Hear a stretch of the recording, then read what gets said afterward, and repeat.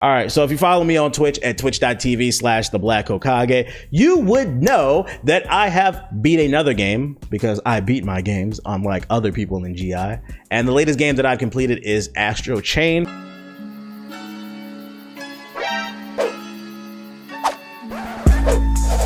Astral Chain is an action adventure game from Platinum Games. It's exclusive to the Nintendo Switch.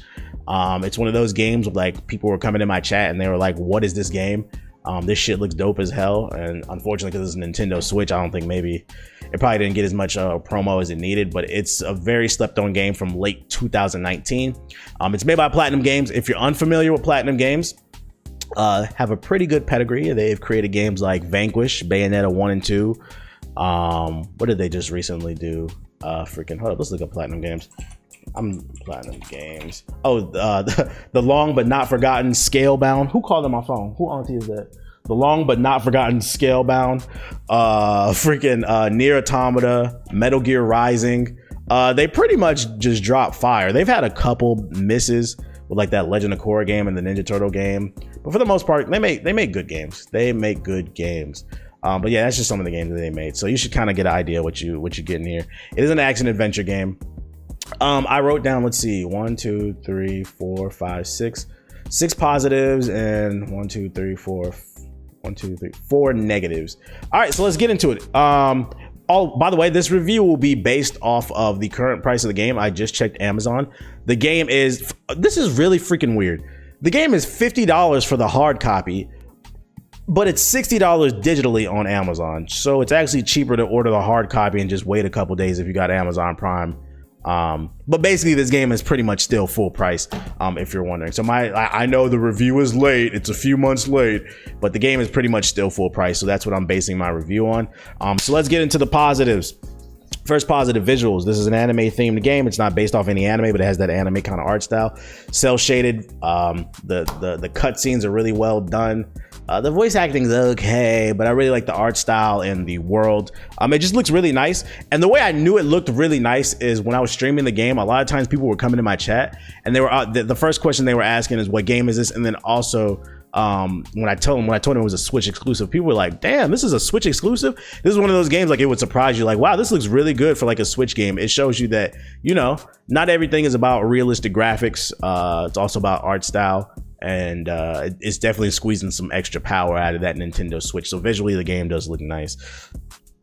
Second positive, combat. This is Platinum Games. Platinum Games, they made Bayonetta 2, one of the greatest games of the last decade, bro. Easily. So you already know the combat is going to be good. That's what they're famous for. If I could explain the combat, it's similar to Bayonetta, but then not really. I'd say that's very misleading. It's not similar to Bayonetta. So it is a hack and slash like game, but it's all about stringing together combos. The only thing that it has in common with Bayonetta though is it does have a perfect dodge in here. So if you dodge an enemy's attack at the right time, it'll slow down time. But the difference is, like, it felt like in Bayonetta when you did that, you could just combo somebody up. And this, when you perfect dodge, it slows down time, but it works better as just strictly as a dodge unless you're like behind the enemy, because when you perfect dodge, all it does is it slows down time. It doesn't really manipulate combat. It doesn't give you invincibility frames. So like a lot of times I would perfect dodge and I would still get boxed up if I wasn't in the right position. So then I would just slow down time for no freaking reason. What makes the combat really dope in this game is, so the reason it's called Astral Chain is you play a police officer. I know you got fuck 12, but it's space police, okay? You play a police officer who has, I forgot what it's called, but you have this like watch, like a Ben 10 watch, and inside is this robot that you can control, basically a Gundam, and it's tied to you as a chain. You're basically a robot slave owner, and this robot has like 5 different stances. So not only does the police officer, the main character that you're controlling, have attacks, but your chained Gundam has attacks too. And you have multiple weapons with the police officer. So you start off with a baton, you can get a heavy sword, and then you also have a gun for different types of stances. And then also your robot has 5 different stances. The 5 stances were, you start off with sword, you get arrow, you get like big heavy hands for like heavy hitters, you get an axe, you get a dog, and a dog. That's the 5, and each has their own little special attacks, and you have to find ways to basically string the attacks together. And also what's really dope is the thing is stuck to a chain, so it kind of limits your mobility. You slow down a little bit, but then you can also use it to wrap around the enemy and chain them up. You can also use it to like trip enemies up. You can like clothesline them with the chain, and then you can do all these special like lightning attacks, these heavy attacks, these AoEs and stuff. And on the surface, the combat seems simple, but once you start combining and stringing together all the different combos and understand how they work together, the game is pretty deep. So because of that, that's really dope. And the skill tree is really, really deep as well too. So like I said, you have 5 stances for each robot that you control, and each robot has its own skill tree. And when you go throughout the game, you'll collect like XP, and you can allocate what type of abilities you want to get, what type of ones you want to build. So there's a lot of content here, a lot of reason to explore, because this game is it's a semi-open world. It's broken down into levels, but like the levels can be pretty big, and you get to explore a little bit. And it's one of those games kind of like the Outer Worlds, where like it's not really open world, but it has like little nooks and crannies. If you'd explore, you can get some extra XP and find some side missions and stuff like that. So like the combat, mwah, just fun. I love Platinum Games did it again, man. I just love Platinum Games games. Let's move on to the negatives. So the first negative, the story was predictable. It's not bad. I'm not going to spoil anything. Like I said, you play the police officer who controls his robot Gundam Ben 10 watch. Things are not what they seem. Let me put it this way, because I'm not going to spoil anything. You could see where I could see where it was going, but I still enjoyed the story. So this really isn't a negative. This one's more of like a neutral, but I put it on the negative because I guess, I don't know. It was predictable, but I still enjoyed it for what it was, because it was so fucking anime. This story is so anime. It's full of fucking tropes and just dramatics and shit. And the cutscenes are so beautifully crafted in terms of the action. Like I said, I don't even know if I want to put this as a negative. It's kind of like a neutral. It was like, it could have been better, but you know, if you turn your brain off and enjoy the ride, it was cool. It was cool. Another positive, boss fights. Woo! This game is full of boss fights after boss fights, and they are fun. Oh my god, the final boss, I'm not even gonna lie, bro. Like, that was one of the most intense boss fights that I've ever seen. I damn near cried on stream at twitch.tv/theblack-Hokage. Make sure to follow me. But boss fights come dime a dozen. And also, now that I think about it, I forgot to write this on my notes. This game introduces a lot of enemy types. You are even up to the end of the game, you are constantly running into new enemy types. So it constantly mixes up the combat because they have different attack patterns. But the boss fights are really dope because a lot of them are massive in scale. So it requires a lot of great timing and platforming. I just think the boss fights are great. I love good boss fights. Another negative, the frame rate. The frame rate was stable for the most part, but if I had to compare it to something, I would actually say it ran similar to Bayonetta 2. Bayonetta 2 was a Wii U exclusive, and for the most part it ran at 60, but it would dip down to like 40 and 30 when things got intense. It's basically the same way with this game. For the most part, the game runs smoothly, but especially towards the end when the boss fights get freaking epic and there's just a bunch of shit just flying on the screen, sometimes the frame rate does chug along. And because this game is so based off of, you know, perfect timing and stuff like that, it can mess up the flow of combat. So keep in mind that the frame rate can get a little bit of shaky, but I feel like Platinum did the best they could with the hardware that they had in the Nintendo Switch. Third positive, this game is not purely action. Platinum Games actually tried something new with this game in the form of investigation. So like I said, you play a police officer, and there's a lot of side missions and main missions where you have to investigate things that are going on, and you have to use the robots and your Ben 10 watch to scan the area, almost like you basically get like a Batman scanner mode. And you had to question people, you had to follow trails and clues and stuff like that. So if you're into investigations, at first it kind of annoyed me, but once I started to understand the flow of it, it was okay to me. Like I learned to tolerate it, and I thought it was like decent. And I wasn't the biggest fan of it because I prefer the action, but at the same time, I'm gonna give kudos to him because it's more of a personal thing for me, why I'm not a big fan of it. I feel like most people will like it. Matter of fact, most people that I've seen say that they played it in my Twitch chat said that they did enjoy it.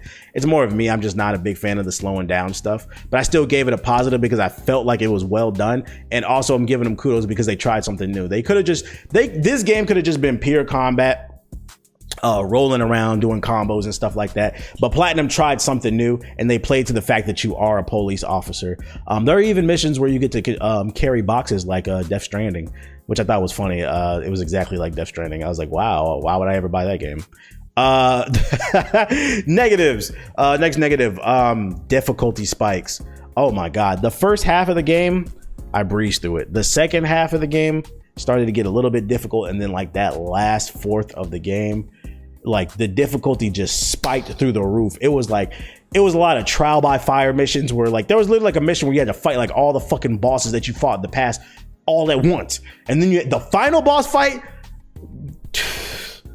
I was like, I'm not gonna lie, I had to cut the stream off. I beat the game, but I had to cut the stream off afterwards because I was mentally taxed afterwards, because like this motherfucker just kept evolving. It honestly turned from especially with the final boss fight, it turned from a Platinum Games fighter, a Platinum Games action game, to like, it felt more like Dark Souls. It was like 1-2 move, because you couldn't stay in the pocket too long. Like the dodging didn't matter. The boss was so fucking hard. It just like, I'd rather the game just gradually just got more and more difficult as you learn the abilities throughout as you continue to play it. But instead, the game is pretty easy, like the first half, and then like that second half, it just gets hard out of fucking nowhere. I'm and it just felt like a completely different game. And it's like I felt like they could have balanced the difficulty a little bit better if I had to critique that. Next positive. I feel like I don't put this on positives a lot, but I have to praise the OST, the original soundtrack. The soundtrack in this game is fire. Literally everybody, when I was streaming this game, they was like, it has a nice little electronic anime style to it. It has original singing in it, a lot of EDM in there, very up tempo kind of rave music, but I liked it though. Like it just fit the game perfectly, very anime. The soundtrack is just fire. One of the best soundtracks that I've heard in a while. Like I would definitely listen to this again, like if I was like on YouTube or something. Like I might type it in every once in a while. Astral Chain original soundtrack. The soundtrack is fire in this game, trust me. And the last negative that I have on my list is this game has poor lip syncing. This is a really weird one for me, because y'all know I watch dubbed anime, for those of you unaware. Dub gang, I don't know what that was. Check it out. The game is dubbed, it's in English, but the lip syncing, y'all know I don't complain about stuff like this because I watch dubbed anime like that. But even for me, the dub on this was fucking horrible. It wasn't necessarily the voice acting. The voice acting was average at best.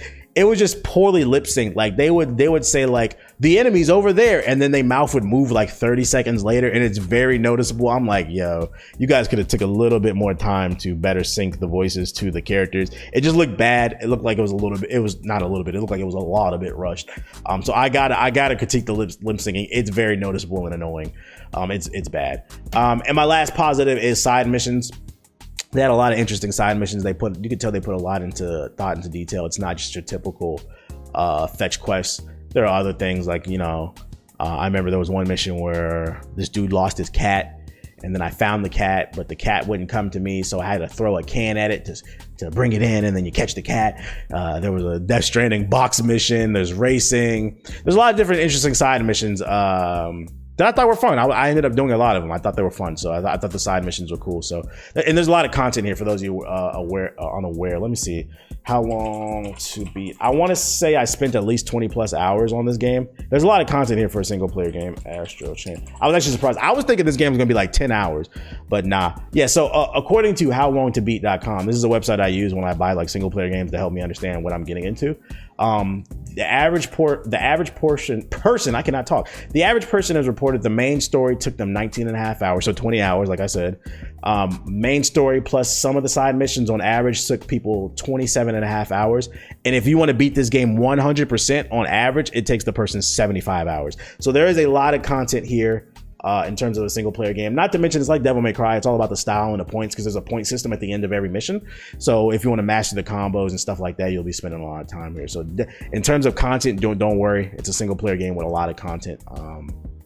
And that's all the things that I had on my notes in terms of Astral Chain. So you're probably wondering, would I recommend this game? Like I said at the beginning of this review, right now on Amazon, Astral Chain is going for $50 for the hard copy or $60 for the digital version. I 100% recommend this game.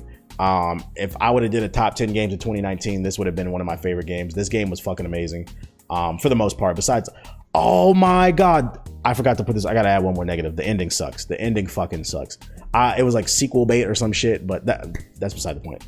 Even though the ending sucked, just letting you know, I still recommend the game, even though it's like $50, $60 still. I still think it's worth playing if you have a Nintendo Switch. Is this a reason to go out and buy a Nintendo Switch if you don't have one? I don't know about that, but if you already own one and you're looking for something to play, absolutely. This was a really good game. I enjoyed it. I know. Now here comes the comments about, wow, he recommended a game, even though I just recommended Star Wars Jedi Fallen Order and I recommended The Outer Worlds. I've been recommending games. I literally just seen a comment on one of my YouTube videos because I did a video talking about the top 10 best-selling games of like the last decade, and because I wasn't a fan of Red Dead Redemption 2, it was like, oh, all he does is recommend 2K. First of all, I've never 2K20 fucking sucks, bro. I get on that game to troll people. I don't play that game because it's fun. I just do it for content. But if I wasn't making content, I would never play that fucking game. That game fucking sucked. It's broken garbage. So I don't even know where that narrative came. Why am I ranting about it? Who cares? False narratives are annoying. That's all I'm trying to say. So yeah, that's my thoughts on Astral Chain. Hopefully you guys enjoyed the review. If you did, watching the video version, leave a thumbs up. Hey, thanks for watching my video. If you're new here, hit the subscribe button and tap the bell icon so you'll never miss another video. Also consider pledging my Patreon. It helps keep the lights on. There's a link in the description box below. Peace.